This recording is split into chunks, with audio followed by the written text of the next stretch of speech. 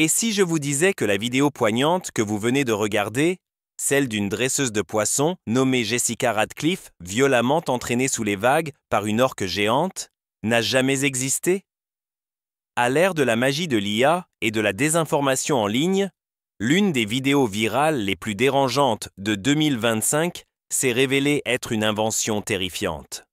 Pourtant, elle exploitait une peur primaire, celle de la puissance indomptée de la nature et des vérités cachées derrière les spectacles viraux.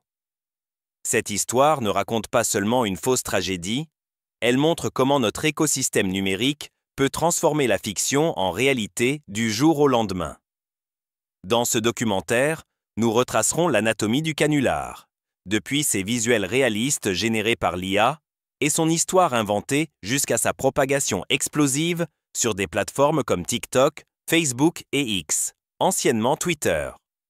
Nous explorerons les incidents réels impliquant des orques qui ont alimenté sa plausibilité, les enquêtes médico-légales qui ont mis à mal sa crédibilité et ce que cela révèle sur la difficulté croissante de notre monde à distinguer le réel du simulé. Préparez-vous à percer le mystère derrière le mythe viral de Jessica Radcliffe et à voir comment la réalité se défait à l'ère des médias de synthèse. Depuis que l'humanité maîtrise la technologie, la fiction se mêle à la réalité, créant des spectacles viscéraux qui choquent, intriguent et se propagent comme une traînée de poudre. La vidéo virale de Jessica Radcliffe n'est pas une anomalie isolée. C'est le dernier chapitre d'une lignée de canulars incroyablement crédibles, née de la convergence du mythe, des médias et de l'évolution des outils numériques. Historiquement, les rumeurs sensationnelles, souvent colportées autour d'un feu de camp ou publiées dans des publications bon marché, prospéraient en exploitant les peurs primaires ou la fascination collective. Au début d'Internet, des légendes virales comme Casey Nicole ou l'effet Mandela captivaient le public mondial avec rien de plus que du texte ou des images rudimentaires.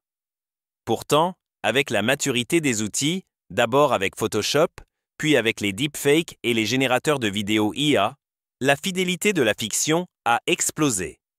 Entrée dans l'ère des visuels générés par l'intelligence artificielle, si réalistes qu'ils brouillent les pistes. Les modèles génératifs peuvent désormais créer des ondulations d'eau, imiter la parole humaine et même reproduire le rugissement ambiant d'un public. Des canulars comme Jessica Radcliffe puisent directement dans notre mémoire collective, non seulement celle des orques, mais aussi celle des catastrophes qui ont autrefois frappé le monde. Quand la tragédie est plausible, notre scepticisme s'effondre. Le clip de Radcliffe est né de véritables incidents, des dresseurs comme Dawn Brancheau en 2010 et Alexis Martinez en 2009, tous deux victimes de rencontres mortelles avec des orques. Ces tragédies, bien documentées, sont devenues des modèles pour des catastrophes plausibles, mais inventées de toutes pièces. L'accident, généré par l'IA, n'est pas né de nulle part. Il est le fruit d'un traumatisme historique. Ajoutez à cela des mécanismes viraux, la culture du partage rapide de TikTok, Facebook, X, et soudain, le public devient complice de la propagation d'un mirage numérique. Dans la section suivante, nous nous plongerons dans les détails. Qui a pu créer cette fabrication? Quels outils ont été utilisés et quelles avancées ont renforcé sa façade réaliste, ainsi que les premiers coups médico-légaux qui ont démantelé l'illusion. Le clip viral, Jessica Radcliffe, n'est pas né d'un coin anonyme d'Internet par hasard. Il est le fruit d'un tournant technologique. Fin 2024, une nouvelle vague de plateformes de synthèse vidéo basée sur l'intelligence artificielle est devenue accessible au public. Capable de générer des images animées ultra réalistes à partir de simples indications textuelles et de quelques photos de référence. Ce qui nécessitait autrefois des budgets dignes d'Hollywood pouvait désormais être réalisé sur un ordinateur portable milieu de gamme. Les enquêteurs ont retracé les premières traces de la vidéo de Radcliffe sur des forums spécialisés de passionnés d'IA, où les créateurs partageaient leurs expériences de scènes aquatiques photoréalistes. La première version, granuleuse, à faible fréquence d'image et clairement artificielle, mettait en scène une dresseuse générique et un mammifère marin indistinct. Mais en quelques semaines, des outils comme Runway Gen 3 et Pika Labs ont repoussé les limites, affinant la physique de l'eau, le flou de mouvement et les réactions faciales réalistes. Le personnage de Jessica Radcliffe a été construit à partir d'images volées sur des comptes de réseaux sociaux sans rapport, fusionnées grâce à des algorithmes de morphing facial pour créer une nouvelle identité échappant aux recherches d'images inversées. La séquence de l'orque elle-même semble avoir été construite à partir d'images d'archives de SeaWorld, de transitions générées par l'IA et de moteurs d'animation basés sur la physique pour le moment de l'attaque de l'attaque. Pour de nombreux spectateurs, le réalisme était renforcé non seulement par l'image, mais aussi par le son. L'ambiance authentique d'un parc marin, les cris de la foule et les éclaboussures d'eau étaient reproduits grâce à des modèles audio d'IA capables de superposer l'acoustique spatiale. Cette approche multisensorielle reprenait une tactique utilisée lors de précédentes campagnes de désinformation. Submerger les sens afin que le cerveau accepte l'événement avant que le scepticisme ne s'installe. L'avancée n'était pas seulement technique, elle était psychologique. Les créateurs ont compris la résonance culturelle des tragédies impliquant des dresseurs d'orques, s'appuyant sur des événements documentés pour donner à leur canular une légitimité subconsciente.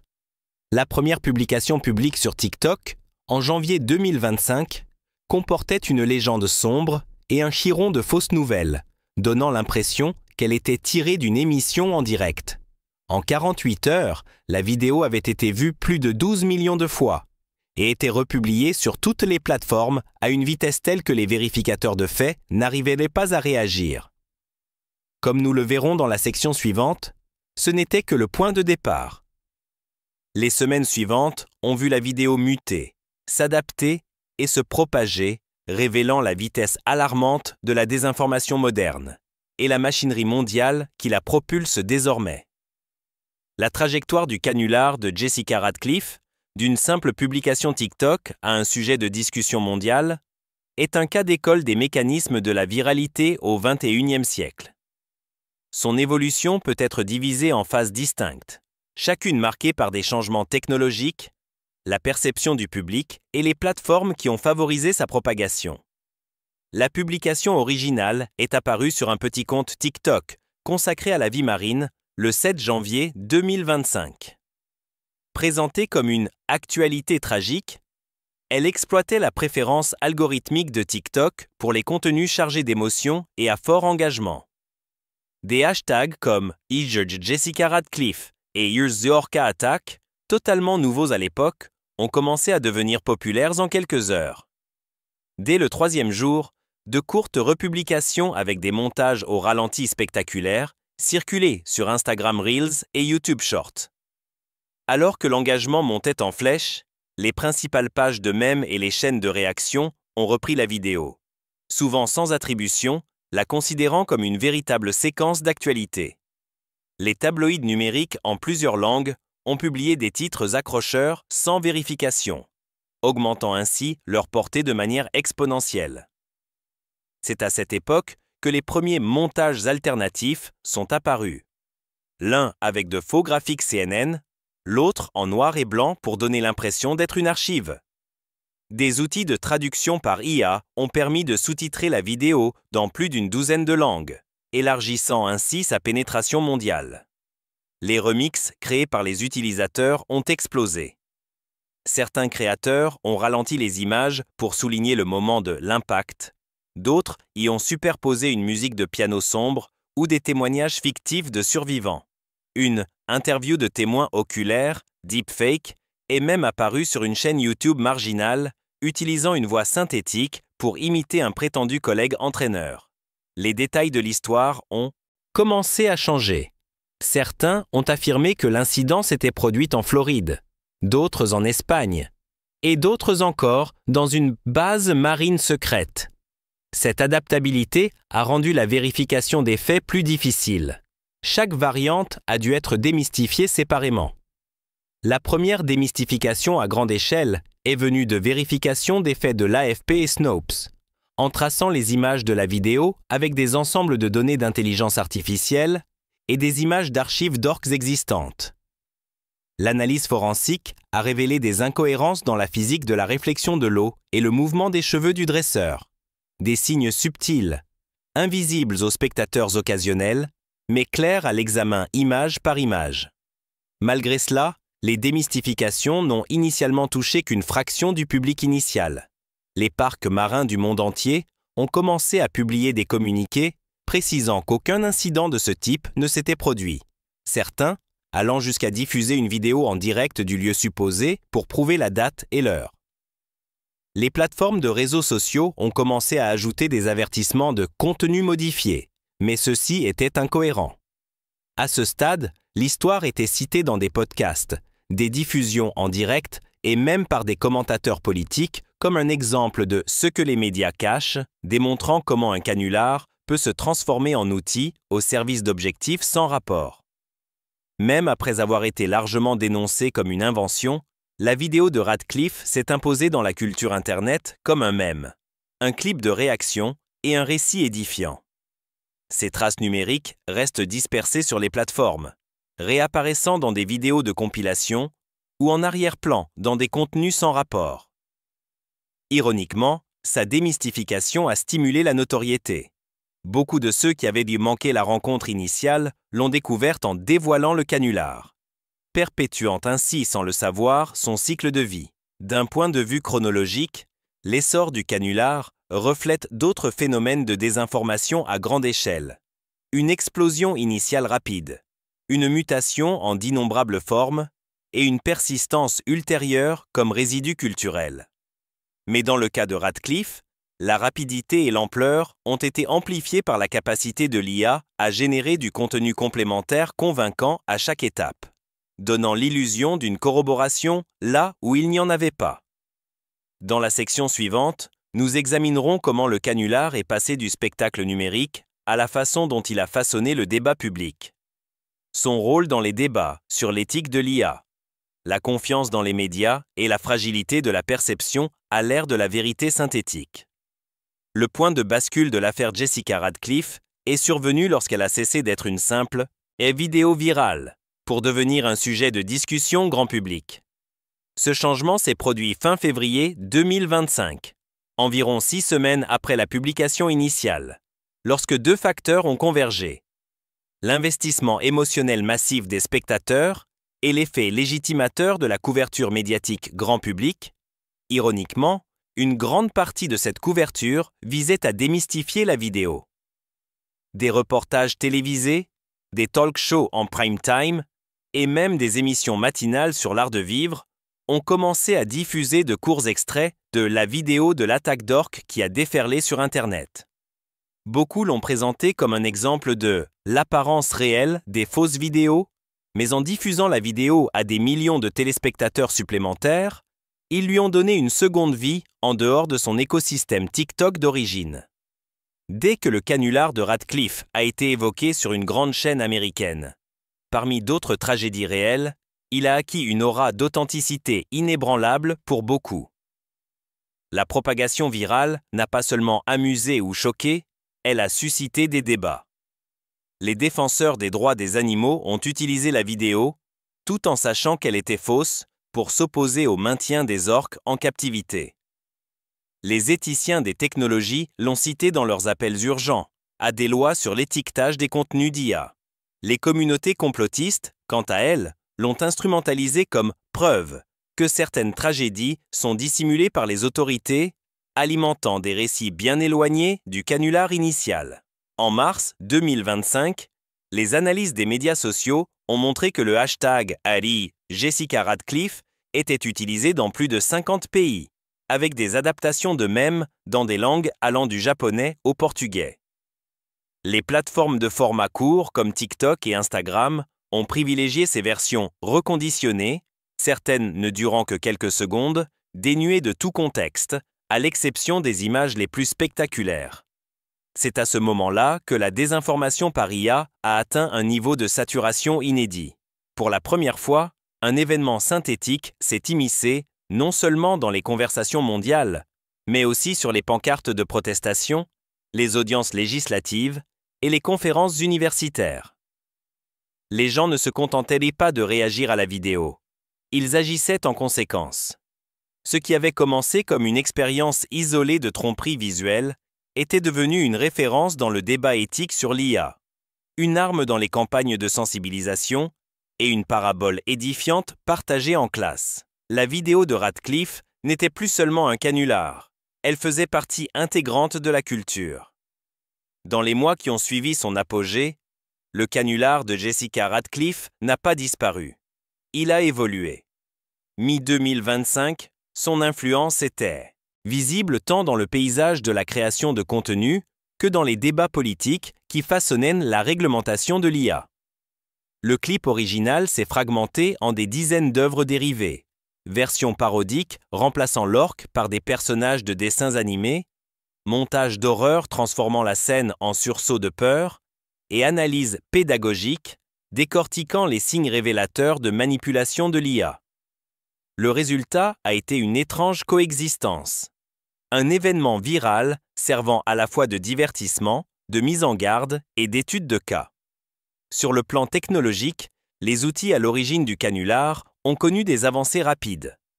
Les modèles vidéo d'IA intégraient une simulation physique en temps réel pour l'eau, des micro-expressions faciales améliorées et une meilleure précision de synchronisation labiale pour le doublage multilingue. Ainsi, dès août 2025, les créateurs pouvaient produire des canulars encore plus convaincants que celui de Radcliffe en une fraction du temps et du coût. Des plateformes comme TikTok ont introduit des étiquettes de contenu IA de base, mais celles-ci étaient appliquées de manière incohérente et facilement contournées par le recodage des vidéos. Sur le plan institutionnel, l'affaire Radcliffe est devenue une référence incontournable lors des débats de l'UE, de l'UNESCO et des auditions du Congrès américain sur la désinformation générée par l'intelligence artificielle. Des organismes de vérification des faits ont commencé à entraîner des algorithmes spécifiquement pour détecter les anomalies de mouvements synthétiques dans les environnements marins, une catégorie de niche née uniquement de cet incident. Pendant ce temps, les plateformes de médias sociaux ont trouvé le juste milieu. Reconnaître le problème sans étouffer la créativité qui maintenait l'engagement de leurs utilisateurs. Culturellement, la vidéo de Radcliffe est devenue, sur les plateformes en ligne, l'acronyme de ce faux manifeste qui a quand même trompé des millions de personnes, à l'instar de la guerre des mondes, qui symbolisait autrefois la panique médiatique. Même si la prise de conscience de sa fausseté s'est accrue, des sondages ont révélé qu'un pourcentage faible mais persistant de spectateurs continuait de croire qu'elle dépeignait une tragédie réelle et étouffée. Preuve de la difficulté d'effacer complètement la désinformation une fois qu'elle est ancrée dans la conscience publique. Aujourd'hui, le canular de Jessica Radcliffe se trouve à une intersection délicate. C'est un morceau de l'histoire d'Internet, un modèle de mème, un sujet de discussion législatif et un rappel permanent que la vérité en ligne est de plus en plus négociable. Avant l'affaire Jessica Radcliffe, la désinformation vidéo générée par l'IA était un sujet de niche, abordé dans les cercles technologiques et parfois évoqué lors d'incidents mineurs. Après l'affaire Radcliffe, le débat a évolué. Elle est devenue un exemple courant, cité dans les conversations informelles, les cours et les débats politiques, comme le moment où beaucoup ont réalisé à quel point une vidéo pouvait être fausse. Avant Radcliffe, la plupart des vidéos virales suscitaient une certaine attente d'authenticité. Après Radcliffe, les spectateurs hésitent de plus en plus à croire ce qu'ils voient. Ce scepticisme a à la fois incité le public à développer son esprit critique et érodé la confiance fondamentale dans les médias visuels, rendant même les documents authentiques sujets à caution. Pour le secteur de l'IA, ce canular est devenu un héritage à double tranchant. D'un côté, il a mis en lumière le potentiel créatif et technique des outils génératifs. De l'autre, il est devenu un point de ralliement pour ceux qui réclamaient une réglementation plus stricte, le tatouage numérique obligatoire et des sanctions pénales en cas d'utilisation malveillante. Nombre des projets de loi sur l'intelligence artificielle en phase de préfiguration citent l'affaire Radcliffe. Dans la sphère culturelle, l'incident a inspiré une vague de documentaires, d'articles de réflexion et de projets artistiques explorant la frontière floue entre vérité et invention. Il a également donné naissance à une économie durable des mèmes, de courts extraits, des gifs et des remixes apparaissent encore des années plus tard, souvent décontextualisées, mais portant la signature visuelle inimitable de cette scène du bassin des orques. En fin de compte, le canular de Radcliffe s'est imposé comme un tournant historique. Non pas parce qu'il s'agissait de la première falsification d'IA, mais parce qu'il a brisé la confiance du grand public dans les archives visuelles. À partir de ce moment, voir n'était plus croire. Ce n'était que la première étape d'un long processus de vérification. Si le canular de Jessica Radcliffe a été un signal d'alarme, les années à venir promettent un véritable test de la capacité de la société à naviguer dans un paysage où les événements synthétiques se fondent harmonieusement dans la réalité. La génération de vidéos par IA progresse à un rythme qui dépasse la réglementation. De nouveaux modèles sont capables de générer des clips photoréalistes en quelques secondes, avec un éclairage dynamique, des mouvements naturels et des nuances émotionnelles crédibles. Bientôt, ces outils seront accessibles à tous les possesseurs de smartphones. Les experts préviennent que la prochaine génération de désinformation pourrait ne pas s'appuyer sur des clips viraux isolés. Nous pourrions plutôt assister à des reportages entièrement fabriqués, avec des présentateurs synthétiques, des bulletins météo et des reportages en direct sur le terrain. La désinformation pourrait évoluer vers des récits longs et feuilletons qui s'adaptent en temps réel aux réactions du public, les rendant bien plus difficiles à démystifier qu'une simple vidéo choquante. Du côté défensif, des systèmes de détection basés sur l'intelligence artificielle émergent, capables d'analyser des incohérences au pixel près, invisibles à l'œil nu. La vérification de contenu basée sur la blockchain et les protocoles universels de tatouage numérique sont en discussion, mais leur succès dépendra de leur adoption mondiale, ce qui représente un défi colossal en soi. Il faut également anticiper un changement culturel. À mesure que le public se familiarise avec les médias, il pourrait commencer à exiger une preuve d'origine pour toute vidéo percutante. Paradoxalement, cela pourrait conduire à un environnement où les images authentiques, prises sur le terrain, seraient bien considérées comme fausses, à moins qu'elles ne portent une signature d'authenticité reconnue. L'incident de Radcliffe restera probablement dans les mémoires, à la fois comme un avertissement et un prototype de ce qui nous attend. Un avenir où la perception peut être façonnée à volonté et où la vérité n'est plus évidente. Notre capacité à nous adapter à cette réalité ou à nous y noyer dépendra des systèmes, de l'éthique et du scepticisme que nous choisirons de construire dès maintenant. De sa première apparition obscure sur TikTok à sa transformation en sujet d'actualité mondiale, le canular de Jessica Radcliffe a tracé une voie qui sera étudiée pendant des années. Il a révélé le réalisme époustouflant que l'IA peut atteindre et la rapidité troublante avec laquelle la fiction peut devenir réalité. Plus important encore, il a imposé une prise de conscience mondiale. Si voir n'est plus croire, quelles garanties devons-nous mettre en place pour protéger la vérité elle-même? Nous avons retracé les origines du canular, son ancrage technologique, sa propagation explosive et son impact durable sur la confiance dans les médias, le processus législatif et la perception du public. L'affaire Radcliffe n'est pas seulement l'histoire d'une tragédie inventée de toutes pièces, c'est un instantané des défis auxquels nous sommes tous confrontés à l'ère de la réalité synthétique. Si cette analyse approfondie vous a aidé à avoir une vue d'ensemble, alors j'aime cette vidéo. Partagez-le avec d'autres personnes qui se soucient de la vérité à l'ère numérique. Commentez vos pensées. Pensez-vous que nous pouvons encore faire confiance à ce que nous voyons en ligne? Et abonnez-vous pour plus d'enquêtes sur l'histoire et l'avenir de la technologie, des médias et de la perception humaine. L'avenir est déjà là, tout comme la responsabilité de le raconter tel qu'il est.